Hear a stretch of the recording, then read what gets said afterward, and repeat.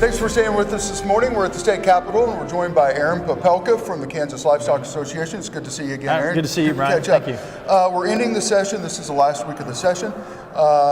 Budget. I mean, that's a really big topic here in the state of Kansas. Kind of walk us through where we're at with the budget. Yeah, so we're in the last week of the regular session. We'll adjourn here at the end of the week, and they'll take a break during April and come back at the end of April, beginning of May, to finish out with a veto session. So right now where we're at in November, the Consensus Revenue Estimating Group said that for the next fiscal year 2016, which starts July 1st of this year, that we were about $650 million short of having a balanced budget. Kansas has a balanced budget amendment constitution, so we have to get to at least zero. So far, the Senate and House committees have worked budgets, and by doing a couple things. One, doing some cuts to agencies, doing revenue transfers, looking at over $100 million out of the Kansas Department of Transportation, in addition to normal transfers, as well as a few other things dealing with CanCare contracts. We've been able to cut that hole, if those committee bills were to pass, to about $140 million now. We're at the point in time, though, where that's kind of stalled out, because remember the revenue estimates were based on November, and we just got done, or just about ready to finish up filing taxes here in mid-April. After that happens, we'll have another consensus revenue estimating group. And so the idea is that maybe at this point, the budget and any potential tax bills aren't going to happen until we get those new numbers to know whether we need to adjust up or down.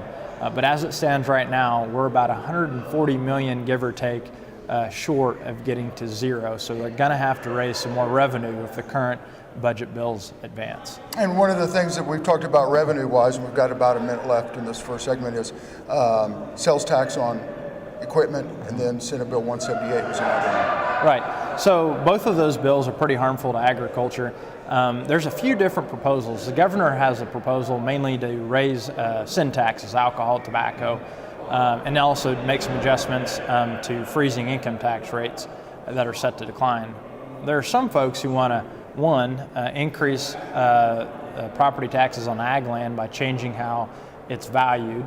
And the other, there's another bill out there that would remove the sales tax exemption on farm machinery and equipment, which, by the way, every one of our surrounding states has for agriculture, and put us at a competitive disadvantage.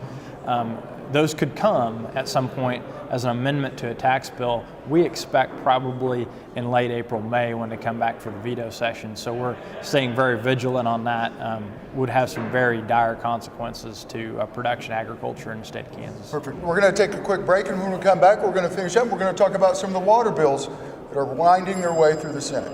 You're watching kansasAGreport. We'll see you in just a minute. This segment brought to you by Kansas Regenerative Medicine Center. Your stem cells, your health, your life. Farmers Insurance, your best protection against the unexpected. Call Agent Dan Key at 785-408-5459. Grass and Grain, online or in the mail, keeping Kansas farmers informed for over 60 years. grassandgrain.com. Blue River Traders, the finest selection of Western-style furniture for your home. BlueRiverTraders.com.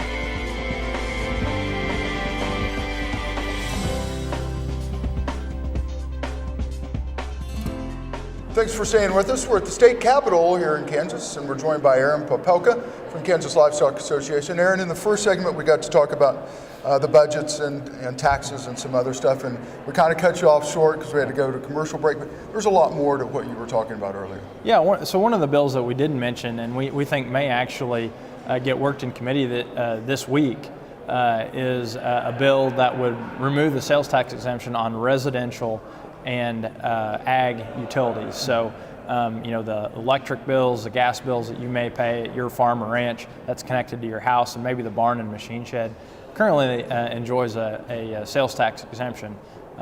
There's potential that could get worked, again, to help try and fill that budget hole. We think that would, obviously put a little more strain on farm families, putting that back on there. And so we're going to be paying close attention to that as well as the other bills that are out there. But that's one where the actual bill is going to move versus the other two that never had a hearing. And we expect to maybe get tried as an amendment to a different bill. This is one where the bill itself may get consideration. Well, is there any way that we can look at a tax increase statewide instead of kind of picking a few segments of the population that are going to get picked on a little bit? Yeah, I think that's definitely something that's in play. There's been some talk of just adjusting the overall sales tax rate upward. Also, you might recall in 2012 we exempted non-C corporations from income tax. So any business that's like a sole proprietorship, partnership, DBA LLCs, right? Those type of folks currently aren't paying any income tax, and so there's been some talk by different members of the legislature about what if we just put that back on.